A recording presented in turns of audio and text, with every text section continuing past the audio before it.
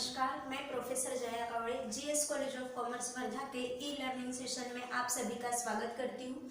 तो स्टूडेंट्स, हमने पिछली लेक्चर में हमारा अमलगमेशन का प्रॉब्लम नंबर 6 देखा था। तो उसका जो रिमेनिंग पार्ट था सॉल्यूशन का, प्रॉब्लम नंबर 6 के सॉल्यूशन का, वो हमें आज यहाँ पे देखना है।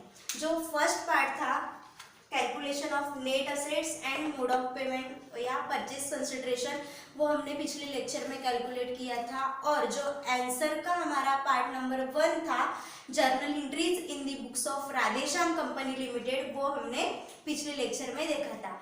आज के इस लेक्चर में हम देखेंगे जो हमारा आंसर का सेकंड पार्ट है, opening balance sheet in the books of Radheshyam company limited, मतलब कि जो न्यू कंपनी है वो न्यू कंपनी की बुक्स में हम ओपनिंग बैलेंस शीट कैसे करेंगे।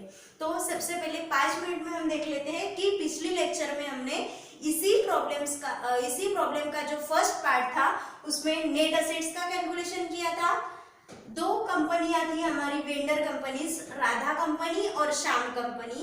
राधा कंपनी का नेट असेट्स आया था हमारा 6,75,000 और श्याम कंपनी का नेट असेट्स आया था हमारा 2,75,000। देन मोड ऑफ पेमेंट के लिए हमें इंफॉर्मेशन बताई गई थी, तो उसमें राधा कंपनी और श्याम कंपनी का मोड ऑफ पेमेंट का बाइफर्केशन हमें दिया गया था। उसमें शेयर्स, राधा कंपनी को शेयर्स दिए गए थे, मतलब राधा कंपनी के 5 शेयर्स के बदले में राधेश्याम कंपनी के 4 शेयर्स दिए थे। तो उस तरह से 32,000 शेयर्स राधा कंपनी को दिए थे और 16,000 शेयर्स श्याम कंपनी को दिए थे। तो इस तरह से शेयर कैपिटल राधा कंपनी को गया था 3,20,000 और श्याम कंपनी को गया था 1,60,000। देन जो राधा कंपनी के पुराने डिबेंचर्स थे 7% डिबेंचर्स, उनको नई कंपनी के डिबेंचर्स इशू करके पेमेंट किया गया था, वो था सेम अमाउंट का, तो वो था अमाउंट ₹50,000। और श्याम कंपनी के जो डिबेंचर्स थे 7% डिबेंचर्स, उनका जो पेमेंट है वो पेमेंट किस तरह से किया था, तो उनको 50% कैश दिया गया था। यहाँ पे जो उनका डिबेंचर्स होगा, डिबेंचर्स का अमाउंट था 50,000, उसमें से 50% कैश दिया था और बचा हुआ जो अमाउंट है वो 25,000 के शेयर्स दिए थे। ऐसा कुल मिला के उनको उस डिबेंचर्स का 50,000 का पेमेंट किया गया था। देन इन एडिशन में आपको बताया गया था कि जो राधा कंपनी लिमिटेड है उनको एडिशन में जो जितने उनके शेयर्स होंगे उन हर शेयर्स को, मतलब एक शेयर पे ₹2 के हिसाब से उन्हें कैश दिया था। तो 40,000 उनके शेयर्स थे, 40,000 मल्टीप्लाई बाय 2, तो 80,000 रुपीज कैश उनको दी गई थी। क्लियर है? तो ऐसा कुल मिला के राधा कंपनी का जो परचेज कंसिडरेशन था वो था 4,50,000 और श्याम कंपनी का परचेज कंसिडरेशन 2,10,000। ये परचेज कंसिडरेशन पीसी। अब हमें देखना था कि नेट असेट्स और परचेज कंसिडरेशन में क्या डिफरेंस है। तो नेट असेट्स, दोनों का नेट असेट्स परचेज कंसिडरेशन से ज्यादा था, इसीलिए यहाँ पे दोनों कंपनियों में हमारा कैपिटल रिजर्व निकल के आया था। तो राधा कंपनी का कैपिटल रिजर्व आया था हमारा 2,25,000 और श्याम कंपनी का कैपिटल रिजर्व आया था 65,000। यहाँ तक हमने देखा था। और इसके बाद जर्नल एंट्रीज राधेश्याम कंपनी की बुक्स में जर्नल एंट्रीज भी हमने कर ली थी। अब देखते हैं second portion, opening balance sheet in the books of Radheshyam company limited. अब देखिए राधेश्याम कंपनी लिमिटेड में जब हम बैलेंस शीट करेंगे तो सबसे पहले हम लायबिलिटी साइड में देखते हैं। लायबिलिटी में सबसे पहले क्या आता है, शेयर कैपिटल। तो सबसे पहले यहाँ पे हम शेयर कैपिटल हेडिंग लेते हैं और शेयर कैपिटल हेडिंग में सबसे पहले आता है ऑथराइज शेयर कैपिटल। तो क्वेश्चन में देखिए आपको ऑथराइज शेयर कैपिटल कहीं दिया हुआ है क्या, तो हाँ ऑथराइज शेयर कैपिटल हमें दिया है। सबसे पहले पैराग्राफ में ही ऑथराइज शेयर कैपिटल की बात की गई है।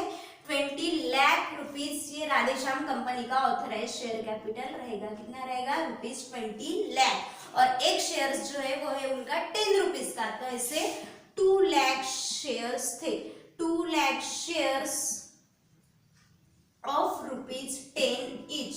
इस तरह से कुल मिला के उनका जो ऑथराइज शेयर कैपिटल है वो हुआ था 20 लाख रुपीज। अब ये जो ऑथोराइज शेयर कैपिटल है हम टोटल में नहीं लेते, तो इसको 2 लाइन खींच के हम क्लोज कर देंगे।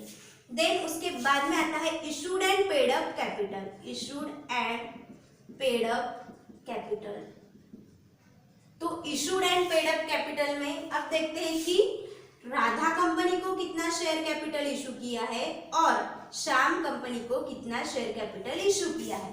तो राधा कंपनी में देखिए यहाँ पे 32,000 शेयर्स हमने इशू किए थे, मतलब शेयर कैपिटल कितना इशू किया गया होगा 3,20,000। तो यहाँ पे शेयर कैपिटल कितना आएगा 3,20,000। देन जो श्याम कंपनी है उनको कितना शेयर कैपिटल इशू किया गया था, तो यहाँ पे 16,000 शेयर्स ऑफ रुपीज 1,60,000।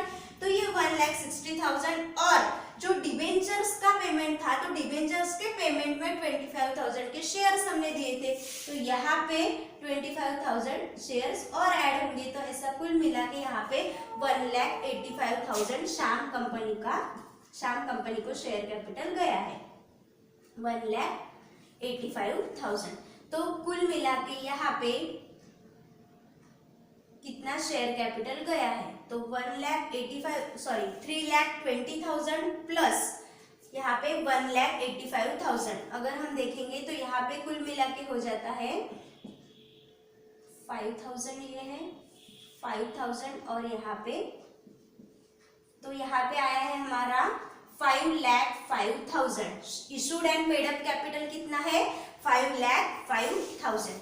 तो 50,500 शेयर्स कितने रहेंगे 10 रुपीज का एक शेयर्स है, तो शेयर्स कितने रहेंगे 50,500 shares of ₹10 each. 50,500 shares of ₹10 each. Share capital 5,05,000। Then उसके बाद में लायबिलिटीज में आएगा। लायबिलिटीज में हमने 8% डिबेंचर्स इशू किए हैं राधा कंपनी को, तो ये 8% डिबेंचर्स हमारी लायबिलिटी है। यहाँ पे हम लेंगे 8% डिबेंचर्स। कितना है अमाउंट ₹50,000।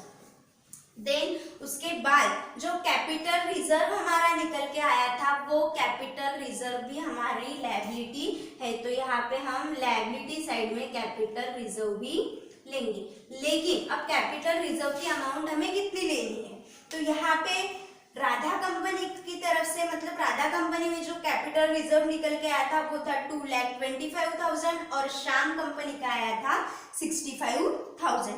तो ऐसा कुल मिला के हमारा कैपिटल रिजर्व का अमाउंट बना था 2,90,000। तो अब इसमें से जो हमने फॉर्मेशन एक्सपेंसेस और लिक्विडेशन एक्सपेंसेस किया था, वो फॉर्मेशन एंड लिक्विडेशन एक्सपेंसेस इसमें से हमने माइनस किया था, मतलब उसके डेबिट साइड में कैपिटल रिजर्व अकाउंट के डेबिट साइड में वो 15,000 लिखे थे। तो यहाँ पे जो इनका टोटल अमाउंट बना है 2,90,000, इसमें से हमें 15,000 जो लिक्विडेशन एंड फॉर्मेशन एक्सपेंसेस है वो हमें माइनस करना है। ठीक है, तो यहाँ पे कैपिटल रिजर्व का अमाउंट बचता है वो है 2,75,000। तो ये जो कैपिटल रिजर्व है यहाँ पे हम लिखेंगे 2,75,000। क्लियर है। अब जो लायबिलिटी साइड थी, वो लायबिलिटी साइड की सभी लायबिलिटीज हमारी हो गई है। शेयर कैपिटल हमने लिख लिया। देन उसके बाद में issued and paid up capital हो गया। देन डिबेंचर्स और कैपिटल रिजर्व। अब देखते हैं असेट्स साइड। तो असेट्स साइड में जो असेट्स राधेश्याम कंपनी ने राधा कंपनी और श्याम कंपनी की जो असेट्स टेकन ओवर की होंगी, वो असेट्स यहाँ पे हमें लेना है। तो सबसे पहले है असेट्स में सन्ड्री असेट्स। सबसे पहले है सन्ड्री असेट्स। अब सन्ड्री असेट्स में राधा कंपनी की तरफ से कितनी असेट्स आई है और श्याम कंपनी की तरफ से सन्ड्री असेट्स कितना आया है। तो राधा कंपनी का सन्ड्री असेट्स का अमाउंट है ₹5 लाख और जो श्याम कंपनी है उसका अमाउंट है सन्ड्री असेट्स का ₹2,60,000। 2,60,000। तो कुल मिला के सन्ड्री असेट्स का अमाउंट बनता है हमारा 7,60,000। 7,60,000। देन दूसरा असेट्स है बैंक। दूसरा और लास्ट 2 ही असेट्स टेकन ओवर की थी, एक था सन्ड्री असेट्स और दूसरा था बैंक। तो बैंक में देखेंगे कि राधा कंपनी की तरफ से कितना आया है और श्याम कंपनी की तरफ से कितना आया है। तो राधा कंपनी की तरफ से बैंक का जो अमाउंट था वो था 1,75,000 और श्याम कंपनी की तरफ से जो अमाउंट आया था वो था ₹15,000। तो यहाँ पे 15,000 1,75,000 और 15,000, तो यहाँ पे टोटल हो जाएगा दोनों का 1,90,000। टोटल बैंक बैलेंस कितना है अपने पास 1,90,000। अब ये जो 1,90,000 है उसमें से जो पेमेंट हमने किया होगा वो पेमेंट हमें माइनस कर लेना है, डिडक्ट कर लेना है। तो पेमेंट किस किस को किया है, तो सबसे पहले राधा कंपनी को पेमेंट किया है कैश 80,000, तो सबसे पहले ये पेमेंट माइनस होगा। तो सबसे पहले राधा कंपनी का पेमेंट, राधा कंपनी को कितना 80,000। देन श्याम कंपनी में देखिए जो डिबेंचर होल्डर्स थे उनको 25,000 कैश दिया था, तो वो भी 25,000 श्याम कंपनी के माइनस हो जाएंगे। श्याम कंपनी के 25,000, राधा कंपनी का था 80,000। देन जो फॉर्मेशन एक्सपेंसेस और लिक्विडेशन एक्सपेंसेस हमने किया था वो फॉर्मेशन एक्सपेंसेस और लिक्विडेशन एक्सपेंसेस के पेमेंट के लिए जो अमाउंट दिया था वो भी हमें यहाँ से माइनस कर लेना है। तो फॉर्मेशन एक्सपेंसेस था हमारा 10,000 और लिक्विडेशन एक्सपेंसेस था 5,000। राधा कंपनी का 3,000 और श्याम कंपनी का 2,000, ऐसा लिक्विडेशन एक्सपेंसेस था हमारा 5,000। तो ये सब अमाउंट 80,000, 25,000, 10,000 और 5,000 यहाँ से हमें बैंक अकाउंट से माइनस कर लेना है। तो बैंक अकाउंट का जो बैलेंस है वो हमारा बैलेंस रहेगा 70,000। बैलेंस कितना रहा 70,000। तो इस तरह से जो लायबिलिटीज थी वो सारी की सारी लायबिलिटीज और असेट्स हमने यहाँ पे लिख ली है। अब लास्ट में हमें लायबिलिटी साइड की बैलेंस शीट के दोनों साइड की टोटल कर लेनी है। तो बैलेंस शीट के दोनों साइड की टोटल अगर हम करते हैं तो असेट साइड में देखिए असेट साइड की और लायबिलिटी साइड की दोनों साइड की टोटल हमारी हो जाएगी 8,30,000।